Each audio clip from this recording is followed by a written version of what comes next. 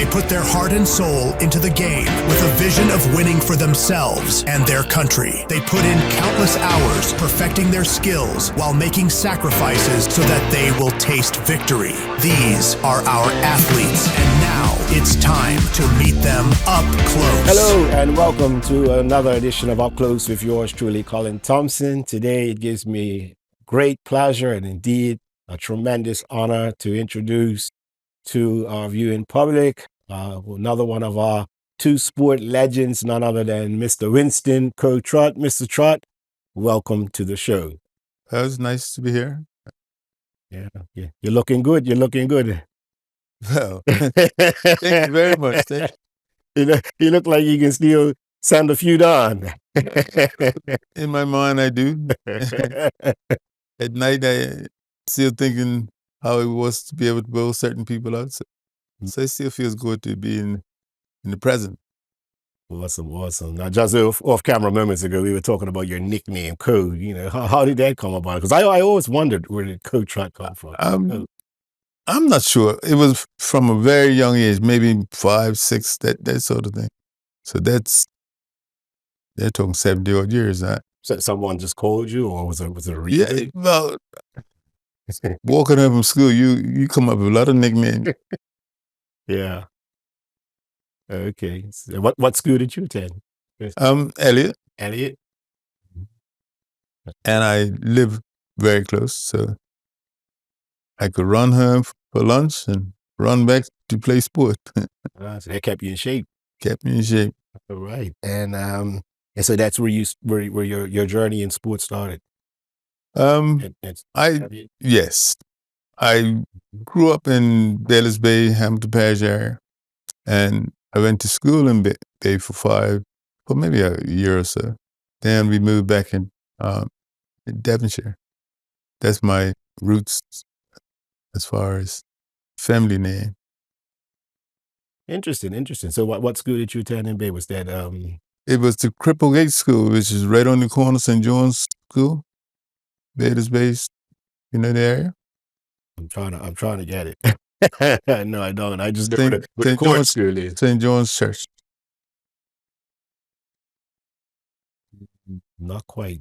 Anyway, that was the walk to school. Kept me in shape as well. Okay, now I know where Trinity Church is. Yeah. St. John's. Is that up in Crow area? Or? No, you're right there. Okay. Right on the corner of St. John's Church. Okay. All right. So that's where you started. You started actually playing.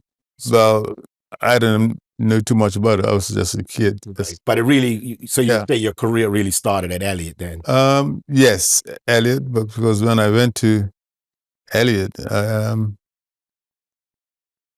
my journey then began because I used to walk with my family and friends to church at Marsh Valley. So that was a journey because I had a beautiful journey because it took me across the rack every week. I didn't have to go to Sunday school in the afternoon because my family went to church in the morning. But other friends and family were going, okay, so that's good enough reason to go past the rack. And I saw, and most of the guys who were really good at the time, I could see them every week. Playing at the rack. And who were some of those players you watched as a youngster? The top dog at the time, I think, would be Cheesy Hughes because he could do everything and do it well. He was good at everything. You're talking about 2-sport fella, or 3-sport. I would say that was the best that I saw. There's the other guys that came along after him, Ralph Mallory, Bull Swan, Charlie Dolphin, all those guys, they came along after football and cricket. Interesting. Bull Swan. I had the pleasure. I was just talking to his son earlier this week. Yeah. And I was mentioning to him how he actually got me interested again in doing bronze because he was down at Seabreeze Oval. And he actually was the one who taught me how to prepare clay wickets. Yeah. They didn't have a green top back then. It was all clay. And I didn't learn how to do green tops until I met up with Sheridan up at Southampton Oval. So yeah, that's my memories of Bull Swan, and those were great days. Yeah. Bull Swan, he was a club man. He reached the point where when we went off to 79 to play in the ICC, I was thinking that if you take 4 players out of any one team, it makes you feel like you want to shut the league down. But you can't do that. You have to keep going. And Bull found his way. He went out to the schools, brought a couple of players from here, a couple of players from there, Calix Smith, Pace Edwards. All those guys were schoolboys. But he knew where to find them. And they played well. And when we came back from the tour, Devonshire was in first place. So they more than just fill the void. Yeah. You had to fight for your place back. Oh man, it was beautiful. I said, you guys, you did a great job. Now let's go. Wow. Because it was. My wife didn't even know who the players were. When we called him, he said, "Hey, how's the team doing?" He said, "Well, they won again."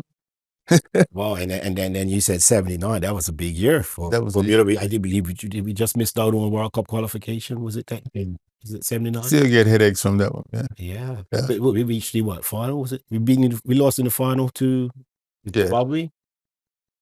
The first one was Canada. We lost to Canada, and then Zimbabwe. So Zimbabwe was the next cycle, the next qualification cycle. Okay, I remember the Zimbabwe in there somewhere. So 79. And where was that tournament? Was that in Canada?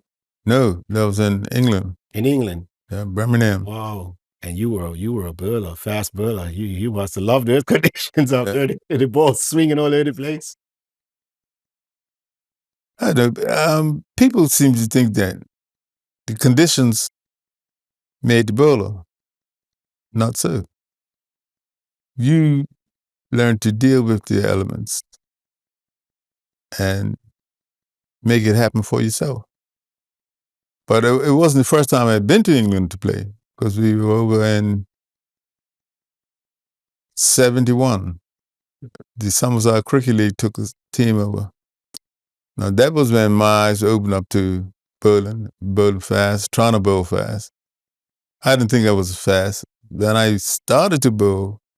The quicker stuff was when that's another story.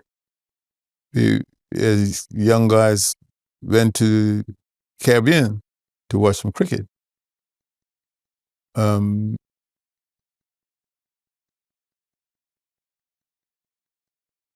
West Indies were playing Australia. Donald Smith, which is this great man for travel, he set up a tour that was going to Jamaica. And a couple of us guys, Tintin, Bert, a couple of us decided if they're going to watch some cricket, we guys are going too. Hamilton Parish was going that way as well. So it was an eye-opener to say, if we guys can go and watch cricket, you want to watch the best, because Silvers are just taking over the team as captain. Australia had a great team. The West Indies team had just come back from England. And you could see Wes Hall and Charlie Griffith bowl.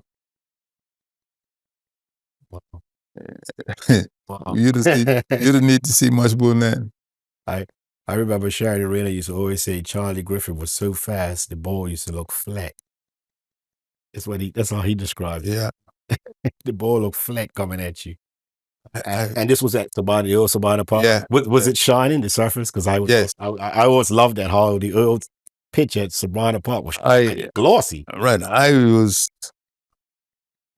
wondering how Gibbs could spin it, because it was very much to grip on. It was lifts, sliders, and everything else that he could get the ball to do.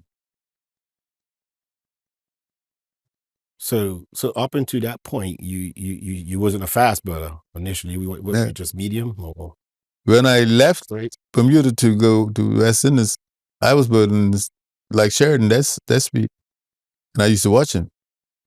But when I came back, enthusiasm was high, and one night at training, I just tried it, and after a couple of tries, it was coming out doing some stuff. Wow. So who was the one that really inspired you? Was it Griffith or anyone? That's all. That's all. He bowled for an hour straight the first day, and he was flat out for an hour. That was great stuff. That's the only way to put it. That was great stuff to see this vessel bowling. Going back to his mark, he looked like he was out of breath, tired, fatigued. When he turned around and came into Simpson and Laurie, great stuff that was. Watch out. And you were left-handed. Well, yes, No, but so you yeah, the natural swing as well. you have to learn why we don't have more left-arm swing bowlers. They don't bowl enough balls in training to find out if it can go left or if it can go right. But if you get some help, I Devonshire, all those guys who came after me, Pacer, Emery, I showed them how to swing the ball. If you could swing it, all you need is the elements and know how to use them. Cricket ball has a seam on it. How do you steer that ball for it to do what you want to do? And then with the experience as you're going forward, you know certain conditions, the ball's going to do this and that. Yeah. But like you said, it has to be repetitious. Yeah, Practice throwing balls down there, bowling, and perfecting your art, your craft. How much did you put into like your extra? I know you train with your teammates. Did you go out on your own and do extras? yes. Yeah. I always got wickets from a young guy playing with the adults. I could get wickets, sliding the ball in between the bat and pad, if you can understand that. You get wickets. Wickets at that time, if you're playing in neighborhoods, was a nice big wicket. You want a big barrel so that it gives you some incentive to hit it. So that was my introduction. Was a lot of good bowlers around, and they all seem to keep the ball on line, keep it up, and move it around. I mean, I saw players who people may not think were good bowlers. They were there. Connie Simmons, Carlton Welch, and all these guys. I was just a baby, and I saw these guys bowl. You didn't see anybody just slugging them all over the place. They were good bowlers. That was me looking through the fence, glued to that fence as well. Glued to that fence as well. So those are the type of guys that made watching cricket great. Then there weren't that many top left-arm bowlers in Bermuda at the time, but I did get to see Timmy Evans. That was exactly what I wanted to see or needed to see. Timmy Evans, left arm up, getting his back to the wicket, knowing what it takes to bowl straight, and then how you deviate that ball to get wickets, to beat the bat. Some people's interpretation of how to get wickets is a lot different from mine. Are you trying to beat the bat, or you just trying to hit the wicket? LBW, how are you trying to get wickets? after a while, it becomes fun when you can stir this ball and you got players down there willing you to bowl another over, man. Give me one more over. Hey, man, I just finished giving you 5 overs, man. Yeah, you got that one in trouble. Come on, bowl another over. You guys trying to kill me, man. Wow. Well, you certainly named off a few greats, and Timmy Edwards, another one. Before my time, but obviously I do know of his legacy. For me, Timmy was more of a groundsman there, and Yeah. Sheridan actually he was another one that, was mentored by Sheridan and Harley Rayner. And you also mentioned Pacer Edwards, and I thought that was awesome. How you took him under your wing, and I remember you two Berlin, playing together for Devonshire. I'm not sure if you were still on the cup match scene when he came in and supposed it. Yeah. That must have He been didn't bowl well the first inning. And I went up to him and said, hey, man, you know how to bowl. Just bowl. Just bowl. And once he got one wicket, that was 81, 82. He got one. He got to 4 before I did. But all I asked him to do when we were coming up, and he was coming out to play because he went to Robert Crawford School. None of the school kids didn't want to play against him because he was too fast. So I said to him and the guys who were up at the school, Pacer, bowl quick. You bowl quick. I don't know if he understood why I was asking him to bowl quick. I want you to bowl quick so they can't hit you. They can try to hit me. I get a wicket, fresh guy at the crease. Basics. Mm-hmm. But he was pretty quick on some days. Yes, he certainly was. It was a joy to watch both of you, and may he rest in peace. And it actually brings to memory another up and coming bowler who your son Herb and I actually, he was a teammate of ours up at Warwick Workman's. We played junior Western conference for Warwick. Michael Rayner, right? He was coming up, and Lloyd James was actually our coach, and I remember going in the nets and having to face Michael Rayner, and it was like, I passed. Someone else gonna have a hit today because he was, and then you had Al James, another cup match teammate of yours. Al used to throw some darn at us, and it was like, they never eased up, and we were young kids, so it's, you certainly brought back a few memories there, and it must have been wonderful to see, him. Someone like Pacer come in and you take him under your wing, to help him to develop, and then see him succeed. You had a bit of pleasure. It was special for him to be technically son at that age. He came out. He was probably about 17, and he came into the team. And he was son that he could deliver the ball and not just let it fly all over the place, down the leg side. This is what I see. See, some people who are supposed to be bowlers don't know why that ball is going straight. Why is it deviating?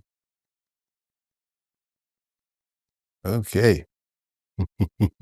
So I've showed a few guys how to do it.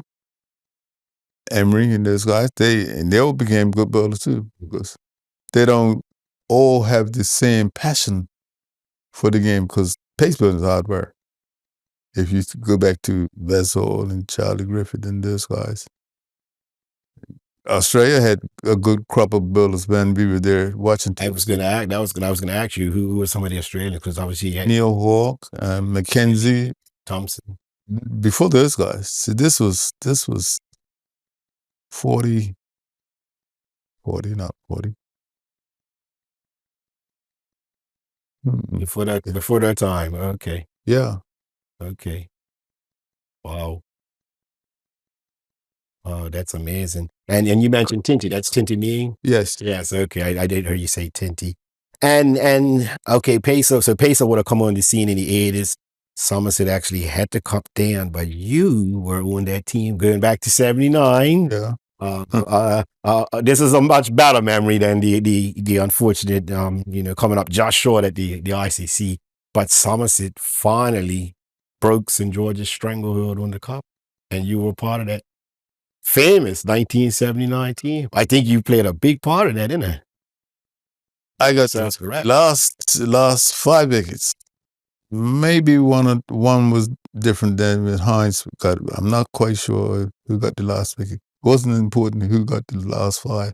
You need to get them out. Wow. And that team, if memory serves correct, was made up of a lot of the Bermuda team, wasn't it? A lot of members on But the it team was played it in the was ICC. it was the combination players that played in the ICC team and Summer's selection. The blend was, you started with Set, Reed, then you needed somebody who's going to bat number 3. Yeah, so he was the number 3 batsman. So it was John Tucker? Hey? John, or did he come at 4? John Tucker? John, I believe, was 4. Colin Blades? Between Colin and John, they were together. Blades probably came at 3. John, I managed at 4. I didn't think Colin wanted to see what was needed and let's go and do it. But Colin was a super batsman. He was really good. I don't know his background as far as being in the West Indies and Barbados and in school in England. The combination made him real tough to bowl to. I enjoyed it, but he didn't ever give his wicket away easily. I think he might have played in the competition. I think it was the Shell Shield down in the Caribbean. I think he might have represented his country there. It was Barbados. Is he from Barbados? I believe him and Reed. Yeah, I believe so. And I believe Blades might have represented. I'm not sure about my good friend Mr. Reed, the upholsterer. Yeah, former upholsterer. But that team definitely also had a lot of experience. I mean, you guys were masters at your craft by that time. And, it was all, like you said, it was just a great chemistry, great combination. All the stars lined up. That third batsman was Sherlock. Okay, Quentin. Yeah, so he was batting 3, then John, then Colin. Or it could have been changed around. But that was the 5. The 5, they were going to hurt you if you didn't get them out early. And then let's not forget Big Al. Big Al's coming in. He can decorate the scoreboard for sure. No reprieve. So what was that experience like to be on that big history-making team up at Somerset? I mean, we've heard so many stories. How did it all unfold for you, and how did it impact you, when that final wicket fell and it was over? I was the last player in Somerset's team to have any success in that cup match. First day I didn't get any wickets. And it's important to understand that if you're not getting wickets, you still got a part to play. Second day, they were trying to decide who to make the first change because Al had bowled a few overs and Randy had bowled a few overs. And they only bowled 1 or 2. But they got maybe 3 wickets, 3 of those wickets in the top lineup there. So they needed now somebody to come in, and Hines was doing a job at one end, somebody to come and do a job at the other end. You got the 1 wicket, which was no ball caught by Winston Reed. That was the lift that we were getting. We needed. But I hadn't done anything. But I had a role to play still. So those 5 wickets, once I got 1, I felt pretty confident that I could get the rest. Noel, I used to give him a bit of trouble. It's a good bet, but he wasn't that hard to get out on the big day. And Clevey, those was the guys that were left there. when Lionel Thomas was still back there. A lot of talent. And Cleary, as we later saw, he became a big day guy. Whether it was on the football pitch or the cricket pitch, on that big day, Cleary was one of those who, more often than not, showed up on the big day specialist. And so you were inspired. I mean, was the ball doing much? The conditions? What were the conditions like that day? Was it dried out or was it damp? When I came on, I didn't feel that it was necessary to try to exert any pace out of it. So I went to my second chapter, which was to cut the ball, and it was turning pretty big. And once we made that first wicket, that catch, oh man, that was an eye opener. It was a change because it hadn't happened before. I've gotten wickets, 8 wickets in the game, 5 wickets in the game, 6 wickets in the game. Very rarely did it happen in cup match. And that's when it needed to happen. So you must keep trying until it happens once. Make the breakthrough, you're on your way. All that training, all this extras, persistence and technique. You sound very methodical. I can really hear, how much you put in there, how much you studied the game, the conditions, your opponent. So you analyze, the strengths, the weaknesses, and. But I had been out there a long time.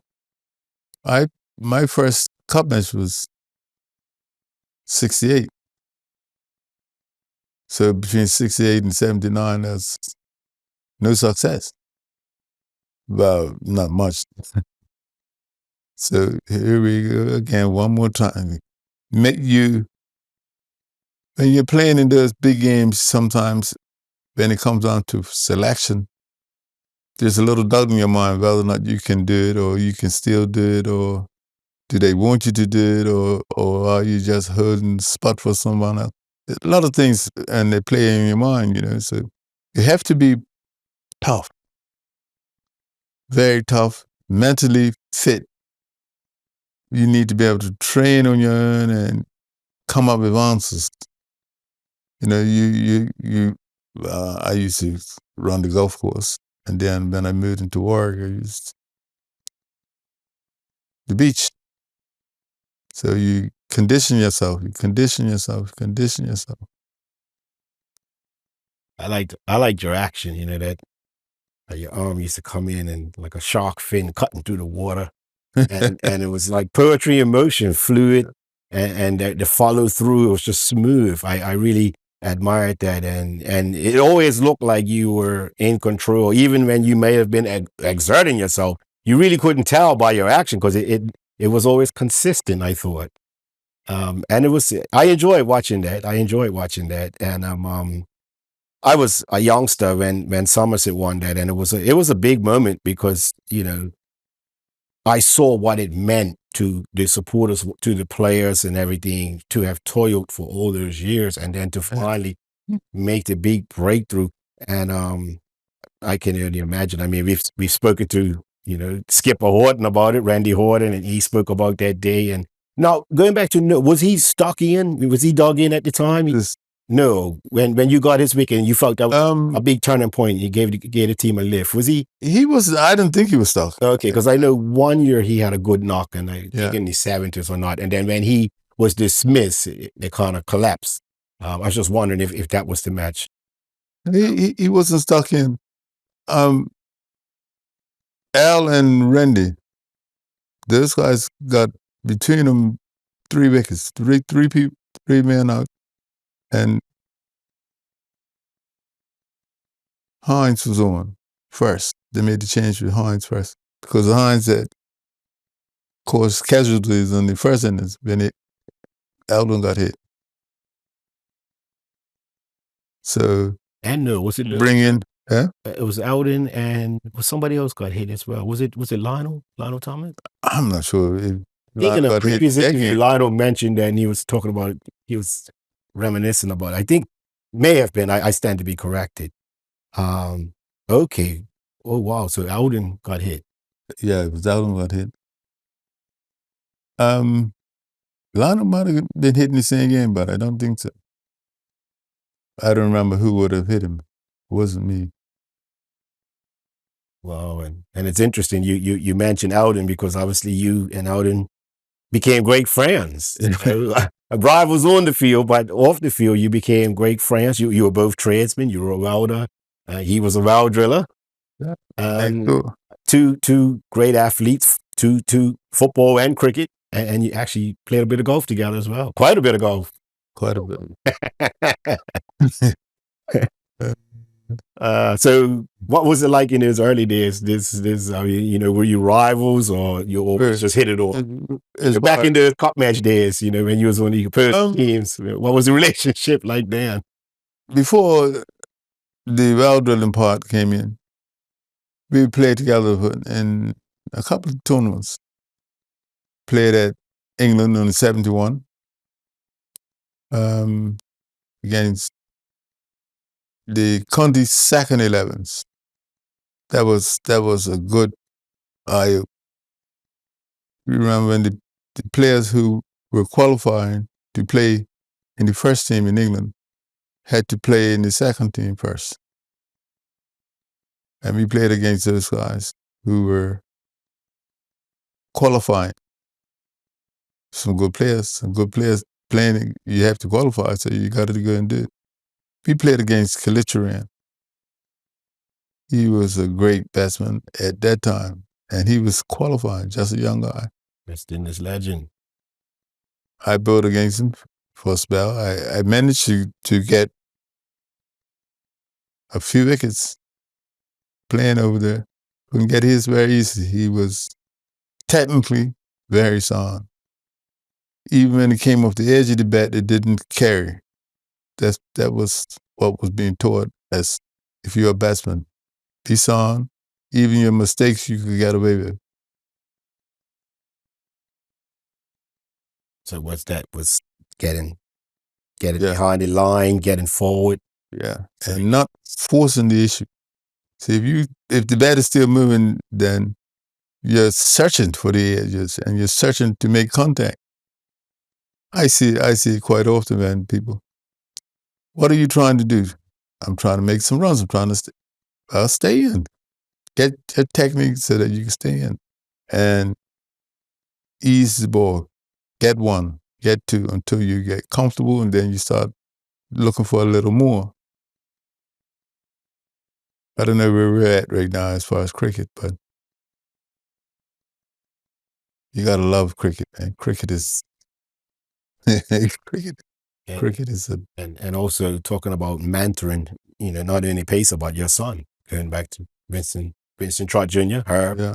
He had success. He had a successful career, top flight, playing cricket, Berlin, following in your footsteps. Yeah, which is not hard. It wasn't easy. That was no easy task. I don't know. I tried not to force him in any one direction, but I was there if you needed information. I was there.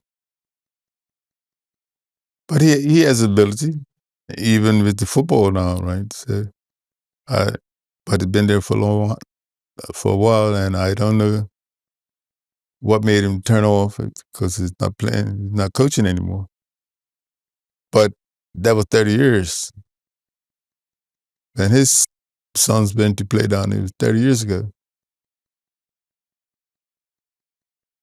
They wanted to play at rec when I was coaching over there.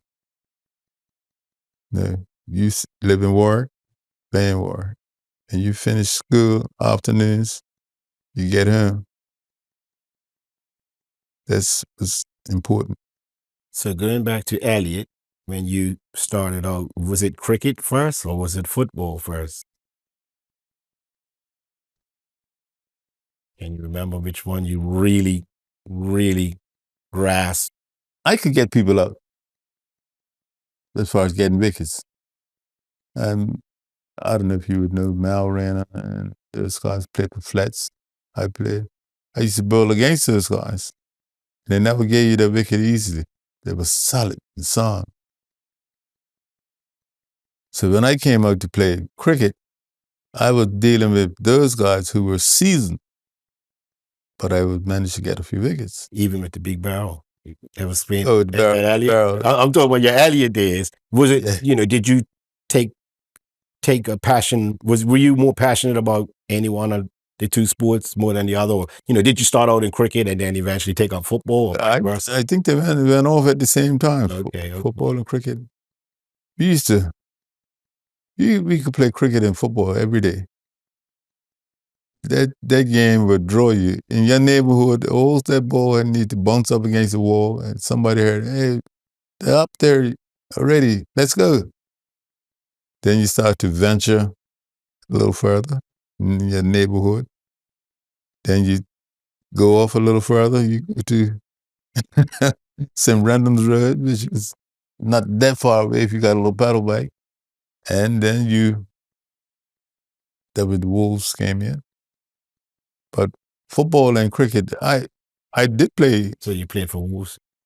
Yeah. As well, football. Football 5 years. Okay. You did a lot of venturing. No, that was my neighborhood. Okay. And good. And so it would have been, was it Dewey Trott? Was he involved? Dewey came back he came and played for the Wolves, but he played with Pembroke Juniors. You always knew who the players were. On a Monday, having played football on a Sunday, your jersey was on the line, getting ready for the next one. And in my neighborhood, there was Pembroke Juniors was close enough. Dewey was playing for Pembroke Juniors, and Devonshire Lions, the Beach Boys were playing for Devonshire Lions.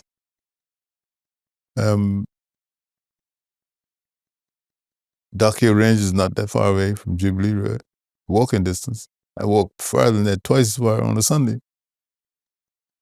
Pepe was there. He was hanging around the rec trying to get a game. So that was us coming up. The lights came on at the rec. I had to have been about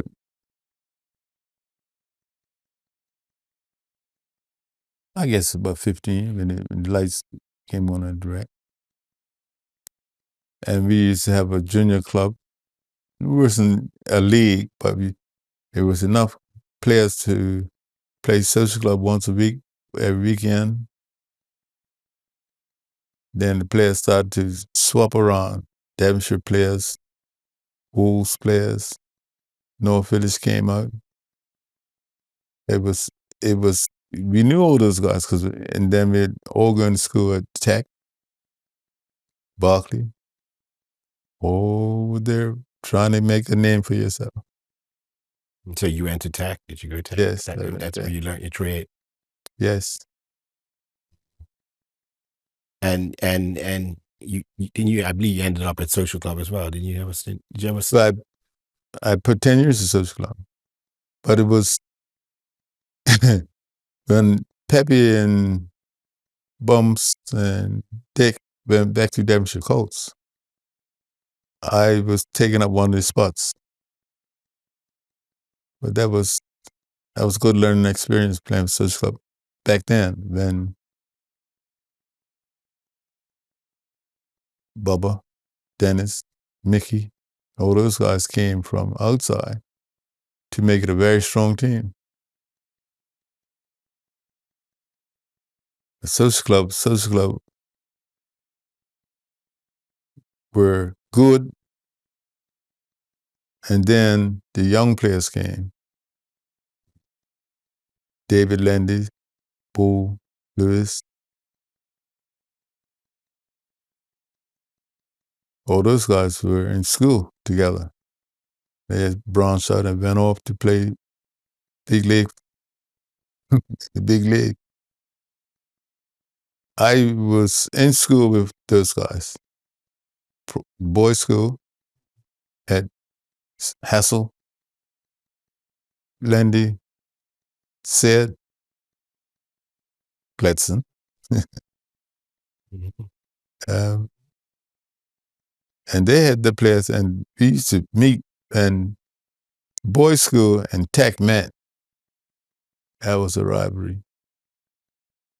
You knew each other. Melbourne, those guys were good. They were good to play with and against. George Roach. John Roach was the master. I never figured out why he didn't. Rifleman. I never figured out why he did not play for Bermuda. My first experience of playing with John was that, well, first of all, when I went to social club, you play left wing. You were told where to play and you showed how to play. John was master at, people thought he kicked hard. I didn't think John kicked hard. I didn't think he was a hard kicker. He was accurate and deadly. Rifleman came out of a TV show. And he marshaled the middle of the park. Anything that went out, he knocked it out. And the other side, he knocked out. And when he came back, if he came back in the flow of the game, he didn't miss the target because he run in line with it all the time. But he played a long time with social club before all of us got there. John. But I said, I don't understand why he never played for Bermuda. And my first experience with him was season that social club broke up. They say had a pretty good team. When I went to social club, you go and play left wing, okay, because they thought I was left-footed. I weren't left-footed. I could use my left, but I wasn't left-footed. So the ball would be knocked down the line. I would track it down, head up to see who's coming, and get the shot off. Do it once, do it twice, get the shot off. Some went in, some didn't. John came up to me and said, Trott, that's not the way we do it. You come in here, and I'll put it down there for you.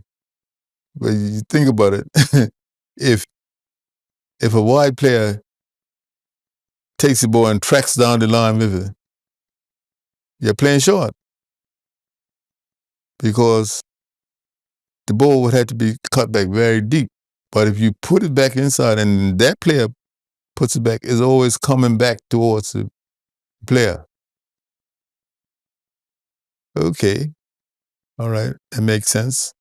But that's the type of player he was. He was special, very special. Not a very big guy, we were probably about the same size. He could shoot, and he marshaled the area that he was playing in. If you said, I looked like I was thinking about what I was doing all the time, he was doing it. Came up before us and stayed longer than us. And during that era, obviously, that was club's most successful time in football. Is that As far as honors, winning honors. yes. You were part of that success? No. I played, my first year was the year they broke up. So I was there So just as after champion. that. Yeah. I was there as a champion, but I didn't help win the championship. But I played with Braun, Gladson, Danny Braun. Williams was an extra goalkeeper, but they had Dennis, so they didn't really need him. Michael Derlin. All those guys went right in the social club team. And you was playing left wing. You were told to play the left wing. Yeah. What about at Wolves? Were you playing at Wolves? You understand the inside forward and all those positions they used to play? Yeah, I was going to get to that. I was going to ask you what sort of formations did you guys play back then? What sort of systems did they play? Straight out of England. 4-3-3? 4-2-4. 4. Mm-hmm. No, 3 goalkeeper, 3 defenders, which were 2 fullbacks and the center half, 2 inside forwards. So their job was to feed the front man. That's where I played. Okay. But it was my job was to look after Joe. Joe ran of the Wolves, the guy who scored all he could score. Joe Rayner. But I played with those guys, and they were a tough bunch of guys. Wolves Sports Club. They got promoted this year. Yeah. But it's typical of them. Nah, I hope they can carry on for a while.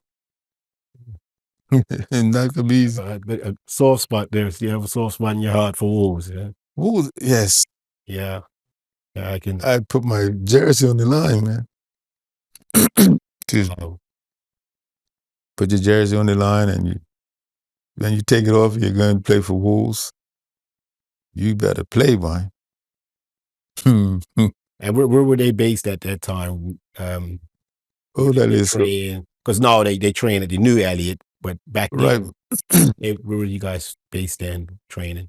Train anywhere they could, but Wolves were based at Old Elliott School, so there was an area there where you could play.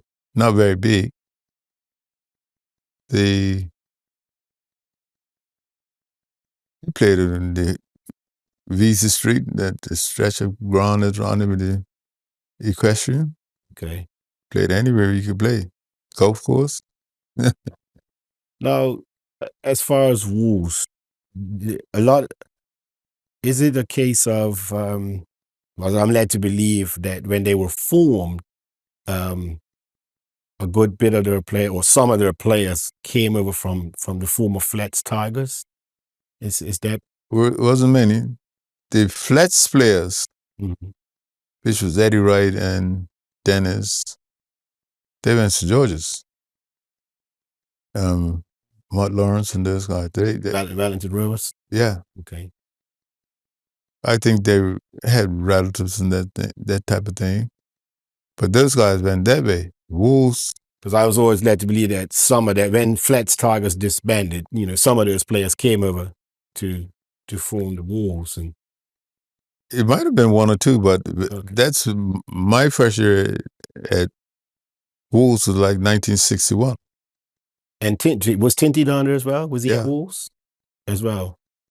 Okay. Good kick. And also we can't forget that not only did you represent Bermuda in cricket, Yeah. also in football. Yes. Not many do that. That's huge. Not many can say they've had that honor. I had the pleasure and honor of captaining the team one night in Jamaica. The reason for it was that Joe was being rested because we're going to play one of the big teams in the next game. So I said to Alan Jones, which was the Joe Trott. Yeah. I said to Coach, who's the captain tonight? Nobody gave it a thought. Joe's in the stands, not Sabana Park, in the stadium, and we don't have a skipper. He said, you think you can handle it? I said, yeah. But it so happened that I was also captain of the cricket team at the time, national team. Wow. So that was just a little token on the top. But I asked him, who's the captain of the team tonight? Who's leading guys out? Good experience that was that night. Jamaica was tough to play, man. Jamaica and Haiti. Wow. So Wolves, and then you ended up at social clubs, and then how did you get over Devonshire from there? 10 years at Wolves. I went to do courses, struggled with them, and That coaching courses? yeah. We're in England, or Yes. We were going to England, Devonshire Rec. When I came back, Rec were looking for a coach. I believe it was because Randy was going off to school. Benjamin. Yeah. And we were bouncing around. They asked me, would I coach, Al Crystal asked me, would I coach the teams? So I laid out a little program where some incentive for me and for the players. Those guys were talking about that Cougars on. They weren't that easy to work with as far as getting to structure. But they could train. When you say training at 6 o'clock, those guys came through the gate. It was nice to see because I didn't always have that at 6 o'clock those 10 years. I know some of the players that you coached at that time. Some of the stars were obviously Dago Steve. Yeah, there you go. Danny Rogers. Donnie. Donnie Hill. Bigger came there. Bigger Richardson. Came from Boulevard. What about Emery? Was Emery there before he played Somerset? Andre? Oh, he played for Village. Oh, he played for, okay. I had him in there with Cougars. Super guy, that is. Then he went Somerset. I remember him playing for Somerset. I thought he came over from Cougars. But that team, I do remember you getting to the FA finals 1 year, and you lost to Somerset, and that Somerset team, that Bumler destroyed them. That was destroyed us. That was actually it was like, I think it was. That was 7 years at Cougars. I still have I look out for the scores and a game every now and again to see how they're making out. Mm-hmm. Was that the only final that you got in as a coach, or did you get any? Did you win anything, or no? No, we did get across the bridge. Mm-hmm. Paul Parentship, Buller Anderson, Kevin Grant. Those were the guys that came out of the youth squad that I was coaching at the time. But they had. They went over to Village. Pierce and Grant. Well, they played for Cougars first. Buller went up to PAC. They all played for Cougars first. Cougars first, yeah. Paul was probably the one that we could have done a lot better because he had the finishing touch. But somehow we never did get the best out of him. Very talented cricket as well. You remember him playing cricket? I don't remember. I always remember Paul Pierce. He built like I built. Through football. He built like I built. And a couple of times in training session, I said, try it. He was trying it.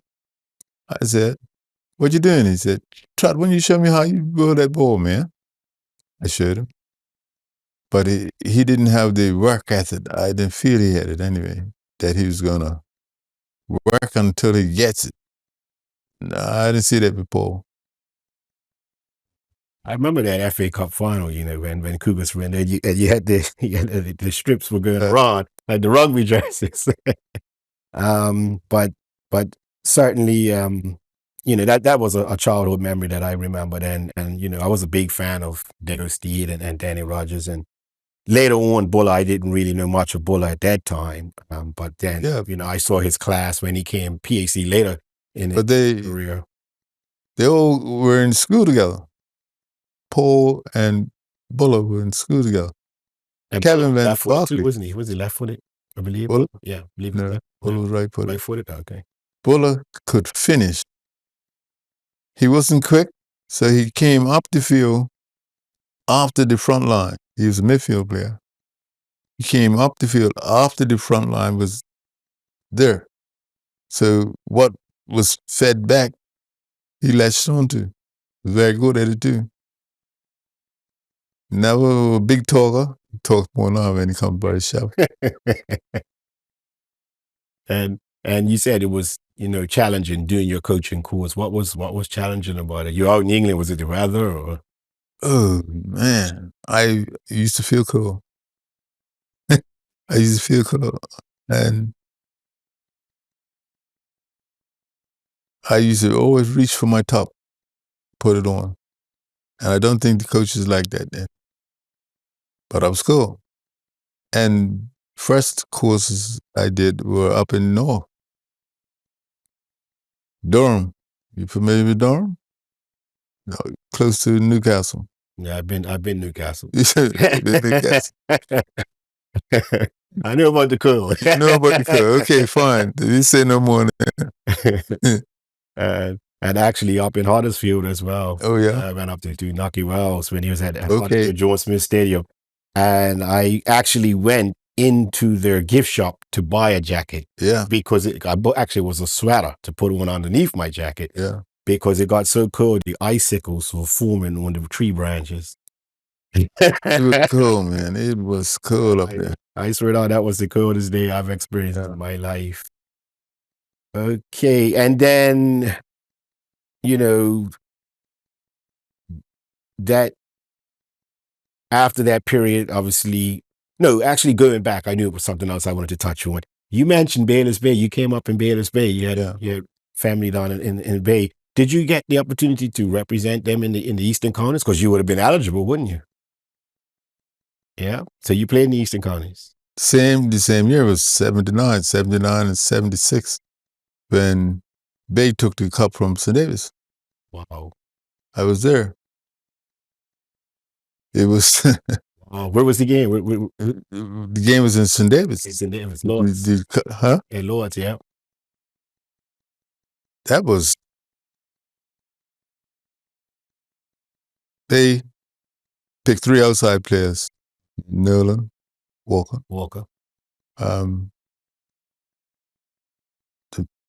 The Barca. What was his name? The minister. Lowe, yeah, he was Lowe? around. Yeah, he was around at the time. Okay. I didn't feel like intervention. Yeah. I didn't feel that I needed to. Something about playing as a guest player, to me, felt like my job is to be the insurance factor. We're going to win this game, but you don't need to do very much. And that's the way I felt about it.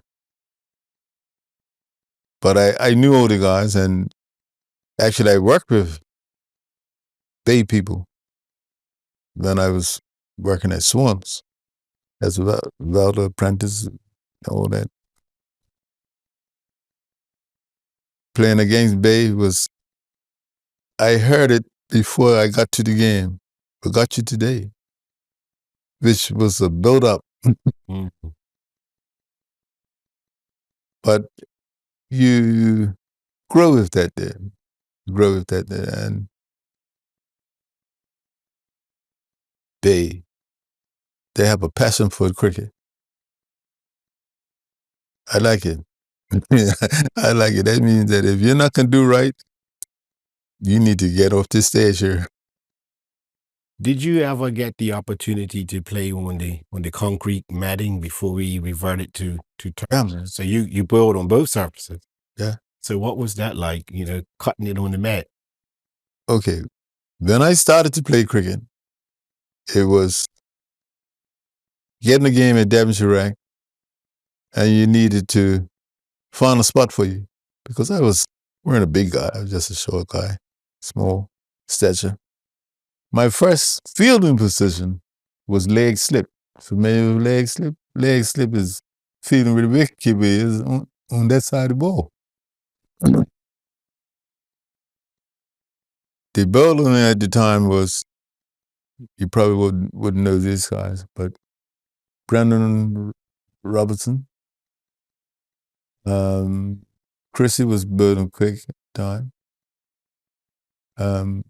You know what I'm talking about? Chrissy. Al Christopher. Al Christopher, yeah, I know Mr. Yeah, he was bowling quick. We changed direction. That's Mr. Devonshire Rack.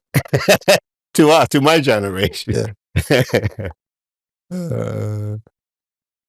Him and Mr. Swan. Yeah. Who else was? Reggie Trott. Those are guys I was feeling out to and hoping to take a catch. Reggie Trott was faster than I thought, than Charlie and all those guys. And I was feeling down there, and I came up with the catch, not knowing very much about it. I didn't touch the ground. But those were concrete and on matting, and the ball used to lift. When I first started to bowl quick, that's what I was bowling on. I got carried away. I was bowling faster than I needed to. You didn't need to bowl that quick. So a lot of the movement that I had in the ball or on the ball was behind the wicket. You want to have in front of the wicket. You wanted the ball to be leaving the bat as it's going past the wicket. That makes sense? Yeah, you wanted to go move late, get the edge. Yeah. And I got a lot of wickets with people not watching the ball very closely. They saw it come out of your hand, and they were about to play the shot. They were not like Kalitcharan. Well, and yeah. No, go ahead. Sorry. But those were some of the things you need to be aware of when you're trying to be a pace bowler. Bowl as fast as you can control it. All right. Well, we're just getting the indication we got to wrap it up soon. But there's one more question I definitely want to put out there, maybe two. Successful for the national football team. I believe you were part of those teams that had some success internationally. Is it the CAC? Was it for the Pan Am Games? Were you a part of those teams? Football? Yes, in the football. Yes. Yes, we went to 74 Caribbean Games. Okay, CAC. Yeah, Joe was the captain. Okay, so that you won what silver medal was it? Yes. Yep. But I was with the 67 team. Couldn't get a game. You couldn't break in that team. Cordy, Bubba, Kenny. Those are the three center backs. Marcus, Rudy Miners first, then left back, Noel Simons. So that was the back going forward. And Pepe, Clyde, Randy didn't go in the tournament. And that was CAC as well, or was that? No, that was Pan Am. Pan Am game. Pan Am. Could not. So was that a highlight though? Just being a part. That's the best we've done as a country. And for you, as far as your personal, well, was that one? What is your greatest memory in sports, whether it be cricket or football? What stands out the most for you? I don't know. I treat all of them as my thing. Then I did it, and it's been done. I scored a goal in Dominican Republic. It was so far out that they didn't put a wall up, and I had been hitting them pretty good. And it was against Mexico. And Mexico was the team that beat us up in 6-7. We were even at full time, and they scored 4 goals in overtime. Wow. Yeah. Wow. But that was a good team. Good team because we played. Pepe, Borley, Clyde, that were the front line. Never was substituted. They just played and played and played. Scored the goals. Also, Devonshire enjoyed a lot of success. Their cricket team, they were a powerhouse. Remember them? Devonshire, cricket, the cricket team. Yeah. What were some of your biggest moments with them? Some of the honors you were part of, some of the success you enjoyed there throughout your career at Devonshire, right? Oh. I see you lost count. Well, Papa uses to get wickets. Papa get 10 wickets twice. 10 wickets, I can't. I used to give him hell about it because how you get 10 wickets? What the other guys in your team doing, man? But that's the way it was. He was good. But 8 wickets in the match, 9 wickets in the match, 7 quite a few times. Yeah, you had 9? Yeah. Wow. My players didn't want me to get 10. Just one short. But if I could get 9, if I can get 8, if I can get 6, I can get rest. And I'm getting them for the team. Yeah, you got some. You should have got some rest. You certainly earned it.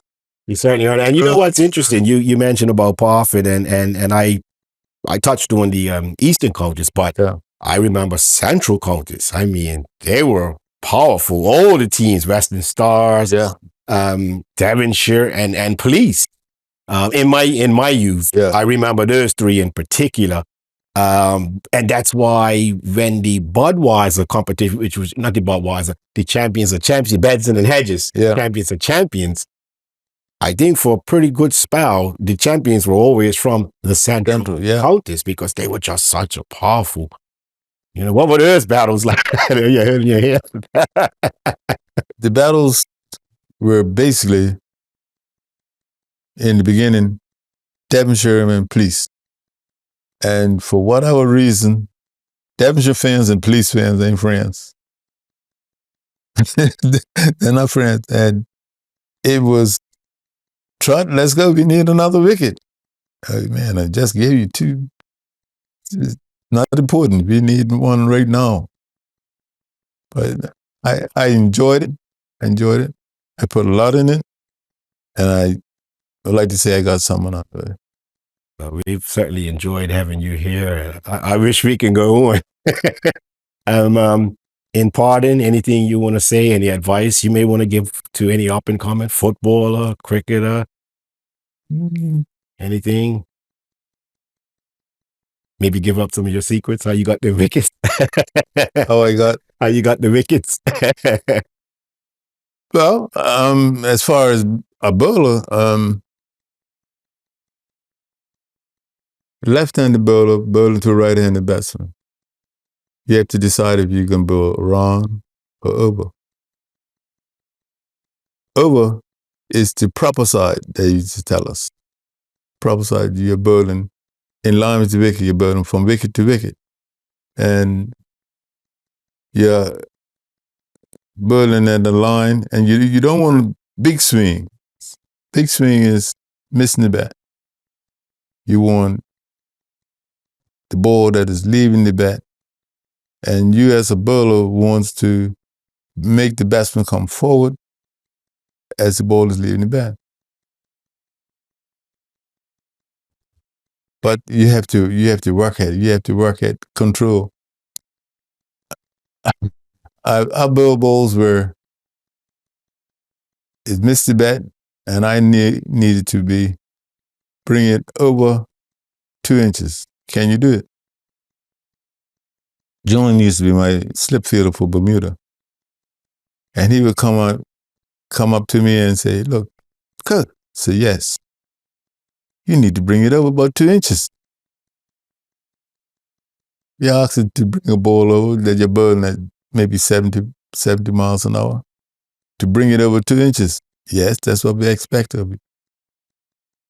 That's where is that? So that's what it's going to take. That's what it's going to take. Barry, meet Barry at the end of, and passion. You're going to have that passion. Barry would be bowling, the wicket keeping. And at the end of the wicket, at the end of the over, he would come up and say something like, you're bowling a slow ball today, aren't you? He said, what's your problem, man? He said, look, bowl that ball, man. But in England, you want to bowl it quicker because of the conditions. It's slower than Bermuda wickets. Okay. So you need to, how do you bowl on a slow wicket? That was the talk around Michael Holding at Leeds. Very, very fast.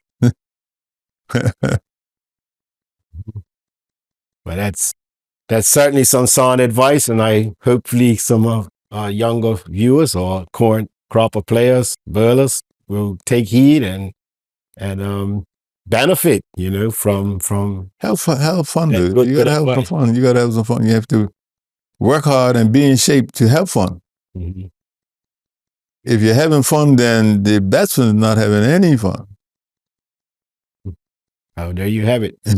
Well, Mr. Trott, All right. thank you for taking the thank you, time brother. out. It's been a pleasure. All right. We can go on and on and on. Right. We can play for the draw. But I appreciate you taking the time out and salute you, congratulate you, and on your success as a coach and as a player, Yeah. and your contributions to Bermuda sport, and really cherish your legacy, you not only didn't, for club but also for country in Yeah. both sports. So, you didn't touch on the youth teams. uh, You ain't got no time for that. So. maybe we can sneak one in. Maybe let's sneak one. The youth scores. You can't leave out the youngsters. Oh, you're right. But there were youngsters then. I had 5 youth teams. Malbean's team, I call it the team because I put the person that is captain the authority to be the coach on the field. So that was Malbean first, Dennis Braun, Albie Smith,